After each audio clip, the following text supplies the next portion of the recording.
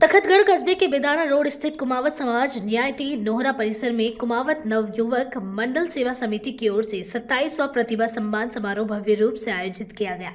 कार्यक्रम के मुख्य अतिथि स्थानीय विधायक एवं राजस्थान सरकार के कैबिनेट मंत्री श्री जोराराम कुमावत रहे।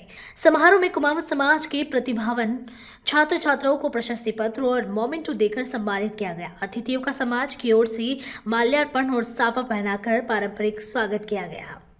इस दौरान कैबिनेट मंत्री ने कहा कि शिक्षा के बिना समाज का विकास संभव नहीं है।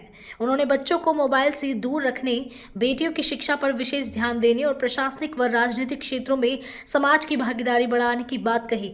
उन्होंने भगवान श्री राम के आदर्शों पर चलने का भी आह्वान किया। लेकिन जो सक्रिय रहे, जो जागरूक रहे, उन समाजों ने अपने बच्चों और बच्चियों को पढ़ाना शुरू किया और वो पढ़ लिख करके योग्य बने, इसलिए वो समाज आगे बढ़े। तो उन समाजों से हम लोगों को भी प्रेरणा लेने की जरूरत है।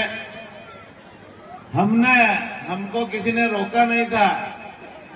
हमारे समाज को भी उतना ही अधिकार था जिन समाजों ने पढ़ा, अपने बच्चों और बच्चियों को पढ़ाया, लेकिन हम लोग उसमें जागरूक नहीं थे। शिक्षा के प्रति हम जागरूक नहीं थे, हमारा लगाव नहीं था। अब जैसे है ना, धीरे धीरे यहाँ 27 साल से कार्यक्रम आप लोग कर रहे हो तो जागरूकता बढ़ी है। बोर्डवाड़ क्षेत्र में भी लगातार 25-27 साल से कार्यक्रम हो रहे हैं, वहां भी जागरूकता बढ़ी है। और पूरे राजस्थान भर में जगह जगह पर ऐसे प्रतिभावान विद्यार्थियों के कार्यक्रम हो रहे हैं, तो उससे जागरूकता बढ़ी है। और समय की भी आवश्यकता है।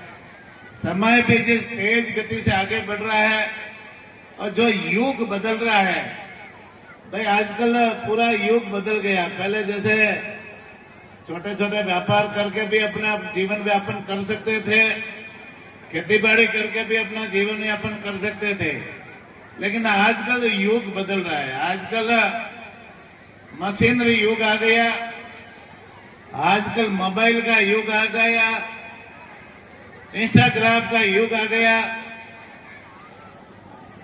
पूरा आईटी का युग आ गया।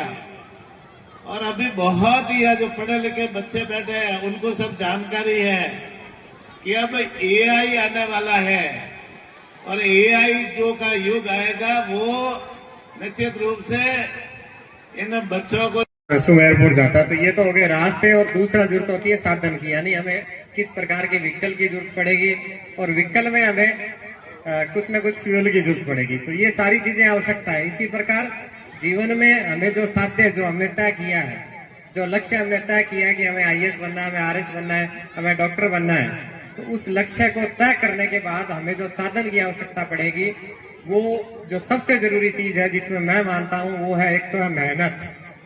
मेहनत बहुत जरूरी है। मेहनत वो गाड़ी है जिसको आप चढ़ के और आप आगे अपनी मंजिल तक पहुंच सकते हैं।